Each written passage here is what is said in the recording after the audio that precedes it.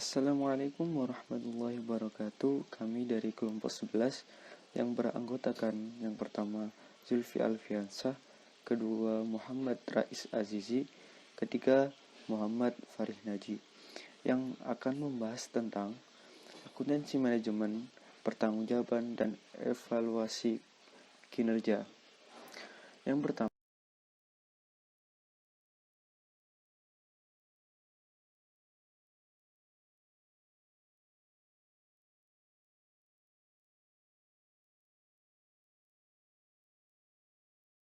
evaluasi kinerja. Yang pertama, akuntansi pertanggungjawaban, yaitu pengertiannya. Akuntansi pertanggungjawaban adalah suatu sistem akuntansi yang disusun sedemikian rupa sehingga pengumpulan serta pelaporan biaya dan pendapatan dilakukan sesuai dengan pusat pertanggungjawaban dalam organisasi dengan tujuan agar dapat ditunjuk orang atau kelompok orang yang bertanggung jawab atas penyimpangan biaya dan atau pendapatan yang dianggarkan. Sistem akuntansi pertanggungjawaban ini didukung oleh 4 elemen penting. Yang pertama, membebankan tanggung jawab. Kedua, menentukan ukuran kinerja atau benchmark. Yang ketiga, mengevaluasi kinerja. Yang keempat, memberikan reward. Sistem akuntansi manajemen menawarkan 3 jenis akuntansi pertanggungjawaban. Yang pertama, akuntansi pertanggungjawaban berdasarkan fungsional. Yang kedua, akuntansi pertanggungjawaban berdasarkan aktivitas. Dan yang ketiga, akuntansi pertanggungjawaban berdasarkan strategik.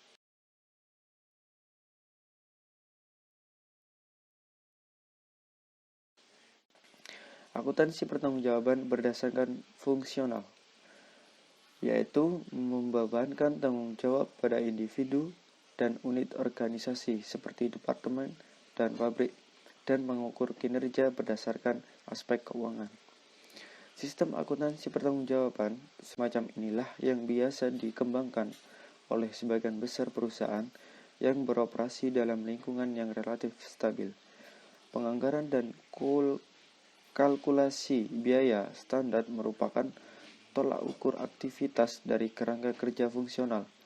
Sistem reward dirancang untuk mendorong setiap individu agar mengelola biaya, yaitu untuk mencapai atau membuatnya di bawah standar yang dianggarkan.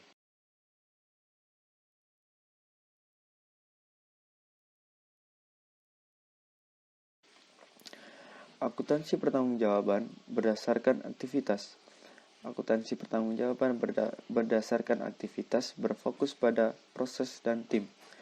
Tanggung jawab kinerja diukur berdasarkan faktor keuangan dan non-keuangan atau operasional.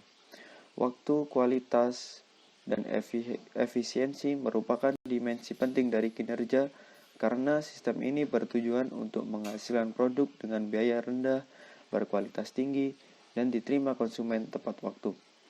Sistem akuntansi pertanggungjawaban ini dikembangkan oleh perusahaan yang beroperasi dalam lingkungan yang kompetitif dan menuntut perbaikan berkelanjutan.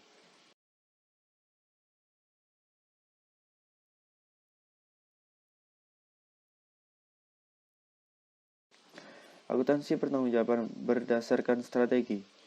Akuntansi pertanggungjawaban berdasarkan strategik menerjemahkan visi dan misi organisasi ke dalam strategi operasional dan mengembangkan dimensi pertanggungjawaban menjadi 4 dimensi, yaitu keuangan, pelanggan, proses bisnis internal, serta pembelajaran dan pertumbuhan.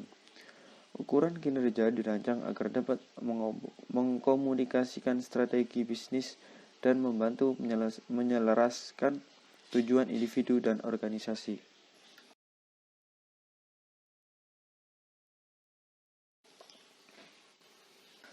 Analisis nilai proses. Analisis nilai proses merupakan suatu yang mendasar dalam akuntansi pertanggungjawaban berdasarkan aktivitas, lebih berfokus pada aktivitas dibanding pada biaya, dan lebih menekankan kepada kinerja sistem secara keseluruhan dibanding kinerja individu. Analisis penggerak. Pengelolaan aktivitas memerlukan pemahaman terhadap penyebab biaya aktivitas. Analisis penggerak merupakan suatu usaha mengidentifikasikan faktor-faktor yang menjadi penyebab utama biaya aktivitas. Misalnya, biaya perpindahan bahan ternyata disebabkan oleh tata letak pabrik. Maka penataan kembali tata letak pabrik diharapkan dapat mengurangi biaya perpindahan bahan. Analisis aktivitas. Analisis aktivitas adalah proses mengidentifikasikan, menjelaskan, dan mengevaluasi aktivitas organisasi. Analisis aktivitas menghasilkan outcome. Yang pertama, aktivitas apa yang akan dilakukan. Kedua, bagaimana aktivitas dilakukan. Ketiga, waktu dan sumber daya yang diperlukan untuk melakukan aktivitas. Dan yang keempat, penilaian terhadap aktivitas atau bernilai tambah dan tidak bernilai tambah. Kemudian bahasan selanjutnya adalah mengenai pengukuran kinerja aktivitas. Ukuran kinerja aktivitas yang digunakan meliputi efisiensi, kualitas, dan waktu. Adapun ukuran keuangan dari efisiensi aktivitas meliputi yang pertama yakni laporan biaya aktivitas bernilai tambah dan aktivitas tidak bernilai tambah. Yang kedua adalah tren dalam laporan aktivitas biaya. Yang ketiga adalah penentuan standar Kaizen. Standar Kaizen berfokus pada pengurangan biaya dari produk dan proses yang sudah ada melalui pengurangan biaya-biaya yang tidak bernilai tambah. Pengendalian terhadap proses pengurangan biaya ini dilakukan melalui penggunaan dua subsiklus. Yang pertama adalah siklus Kaizen atau yang disebut dengan siklus perbaikan berkelanjutan dan juga siklus pemeliharaan. Selanjutnya adalah yang keempat ada benchmarking. Dengan benchmarking, manajemen mengidentifikasi peluang perbaikan aktivitas serta menggunakan praktik terbaik sebagai standar dalam evaluasi kinerja aktivitas. Yang kelima ada manajemen kapasitas. Kapasitas aktivitas menunjukkan jumlah berapa kali suatu aktivitas dapat dilakukan. Penggerak aktivitas akan mengukur kapasitas aktivitas. Dua pertanyaan yang perlu dijawab adalah seberapa besar seharusnya kapasitas aktivitas tersebut. Hal ini menunjukkan kemampuan untuk mengukur jumlah peningkatan yang masih dimungkinkan. Yang kedua adalah seberapa banyak kapasitas yang dimiliki digunakan. Hal ini menunjukkan biaya non-produktif dan sekaligus peluang untuk mengurangi kapasitas dan mengurangi biaya. Yang terakhir yakni keenam, life cycle costing. Siklus hidup produk adalah ini adalah arti dari life cycle costing adalah waktu keberadaan produk mulai dari pengonsepan hingga tidak terpakai. Biaya siklus hidup adalah semua biaya yang berhubungan dengan produk selama keseluruhan umur hidupnya, termasuk di dalamnya biaya pengembangan, produksi maupun dukungan dari logistik. Kemudian bahasan yang kedua selanjutnya adalah Balance Scorecard atau yang disebut dengan BSC. Balance Scorecard adalah suatu sistem manajemen strategik yang merupakan operasionalisasi dari akuntansi pertanggungjawaban berdasarkan strategi. BSC menerjemahkan misi dan strategi organisasi ke dalam tujuan operasional ukuran kinerja untuk 4 perspektif yang berbeda. Perspektif yang pertama adalah perspektif dari keuangan, bisa dilihat pada slide yakni yang atas, mendeskripsikan konsekuensi ekonomi dari tindakan yang dilakukan dalam 3 perspektif lain, yakni pelanggan, proses bisnis internal maupun pembelajaran dan pertumbuhan. Contoh, pertumbuhan pendapatan, pengurangan biaya, dan pemanfaatan aset. Yang kedua ada pelanggan. Jika di slide terletak pada sebelah kiri, menentukan pelanggan dan segmen pasar yang diambil dalam operasional bisnis. Contoh, peningkatan pangsa pasar, akuisisi pelanggan baru, retensi pelanggan, kepuasan pelanggan maupun profitabilitas pelanggan maupun yang lain-lain. Yang ketiga ada proses bisnis internal. Di sini menjelaskan proses bisnis internal yang diperlukan untuk menyediakan bagi pelanggan dan pemilik perusahaan. Contoh, proses inovasi, proses operasional, dan responsivitas terhadap pelanggan. Dan yang terakhir ada pembelajaran dan pertumbuhan. Di sini adalah menentukan kemampuan yang diperlukan organisasi atau perusahaan untuk menciptakan peningkatan dan pertumbuhan jangka panjang. Contohnya adalah peningkatan kemampuan karyawan. Di sini biasa dilakukan oleh human resource, motivasi dan pemberdayaan karyawan serta kemampuan sistem informasi. Jadi seperti itu. Selanjutnya adalah membahas mengenai akuntansi pertanggungjawaban dalam evaluasi kinerja. Akuntansi pertanggungjawaban adalah suatu sistem yang mengukur hasil dari masing-masing pusat pertanggungjawaban berdasarkan informasi yang diperlukan manajer untuk menjalankan divisinya. Jenis-jenis akuntansi pertanggungjawaban adalah pusat biaya atau biasa disebut dengan cost center, adalah pusat pertanggungjawaban di mana manajer hanya bertanggung jawab atas biaya. Yang kedua ada pusat pendapatan atau revenue center, yakni pusat pertanggungjawaban di mana manajer hanya bertanggung jawab atas penjualan. Yang ketiga ada pusat laba atau profit center yang biasa disebut yang berarti pusat pertanggungjawaban di mana manajer bertanggung jawab atas pendapatan dan biaya. Dan yang keempat adalah pusat investasi atau investment center, pusat pertanggungjawaban di mana manajer hanya bertanggung jawab atas pendapatan, biaya maupun investasi.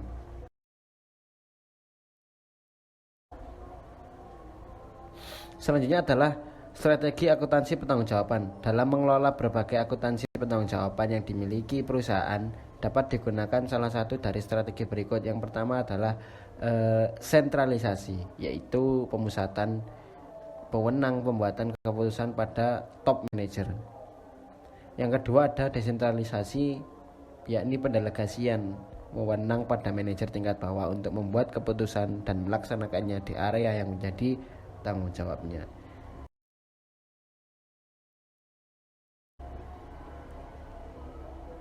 Selanjutnya adalah bagaimana sih mengukur kinerja pusat. Di sini dijelaskan pusat biaya diukur kinerjanya dengan membandingkan antara biaya aktual dan biaya anggaran. Pusat pendapatan diukur kinerjanya dengan membandingkan antara pendapatan aktual dan pendapatan anggaran. Pusat laba diukur kinerjanya dengan membandingkan antara laba aktual dengan laba anggaran. Lalu bagaimana mengukur kinerja pusat investasi? Kinerja pusat investasi tidak boleh diukur hanya dari laba yang diperoleh, tetapi juga harus dihubungkan dengan investasi pada pusat tersebut. Terdapat dua metode yang digunakan untuk mengukur kinerja pusat investasi, yaitu return on investment atau yang biasa disebut dengan ROI dan economics value added atau yang biasa disebut dengan EVA. Selanjutnya bisa dijelaskan oleh rekan saya. Silahkan.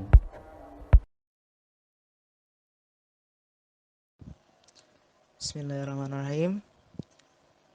Di sini saya akan menjelaskan tentang ROI atau Return of Investment. ROI mengukur laba per rupiah investasi. Rumus untuk menghitung ROI adalah sebagai berikut. ROI sama dengan laba operasional aset per operasi rata-rata. ROI juga dapat dihitung secara terinci dengan rumus berikut. ROI sama dengan margin kali turnover sama dengan laba operasi per penjualan dikali penjualan per aset operasi. Slide selanjutnya yaitu tentang EVA atau Economic Value Added. EVA merupakan selisih antara laba pusat investasi dan return minimal yang ditetapkan oleh kantor pusat. Jika EVA bernilai positif, perusahaan bertambah kekayaannya. Namun jika EVA bernilai negatif, perusahaan berkurang kekayaannya. EVA dinyatakan dalam satuan uang, bukan dalam persentase tingkat return. EVA dapat dihitung melalui rumus berikut. EVA sama dengan laba operasi setelah pajak dikurang biaya modal rata-rata tertimbang dikali modal total yang digunakan.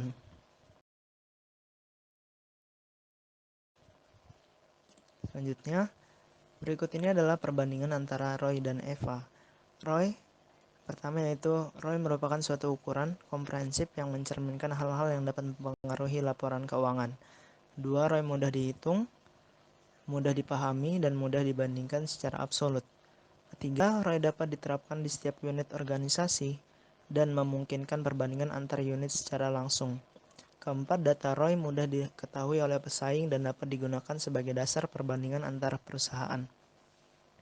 Yang pertama, dengan EVA, setiap unit bis memiliki tujuan laba yang sama untuk setiap investasi yang diperbandingkan. Kedua, dengan EVA, setiap investasi yang menghasilkan laba lebih tinggi dari biaya modalnya akan tampak menarik bagi manajer. Ketiga, EVA memiliki korelasi positif yang lebih tinggi terhadap nilai pasar dibandingkan ROI maupun EPS atau earning per share.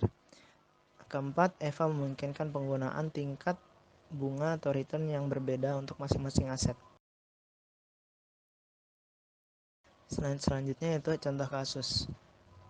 Perusahaan akan membiayai sebuah investasi senilai Rp 100 juta dan akan menghasilkan laba bersih operasi senilai 15 juta dengan menggunakan 3 sumber pembiayaan, yaitu utang obligasi jangka panjang bunga 9% sebesar 40 juta, utang bank tingkat bunga 10% sebesar 30 juta, dan penjualan saham umum tingkat return yang diharapkan yaitu 12% sebesar 30 juta. Tarif pajak yang ditetapkan pemerintah 30%. Yang ditanya itu berapakah biaya modal rata-rata tertimbang WACC investasi tersebut.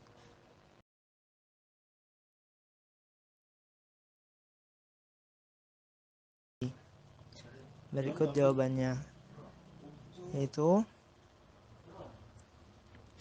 presentasenya 0,40%, 0,30%, 0,30%.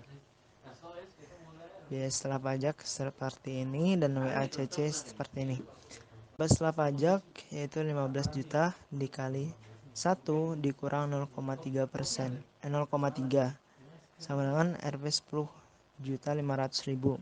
Biaya modal 8,22% kali 100 juta sama dengan 8.220.000. EVA yaitu hasilnya yaitu 2.280.000. Perhitungan EVA menunjukkan nilai positif sebesar 2.280.000.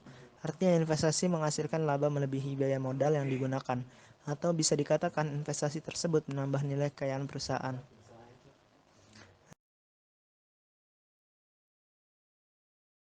Terima kasih telah mendengarkan. Wassalamualaikum warahmatullahi wabarakatuh.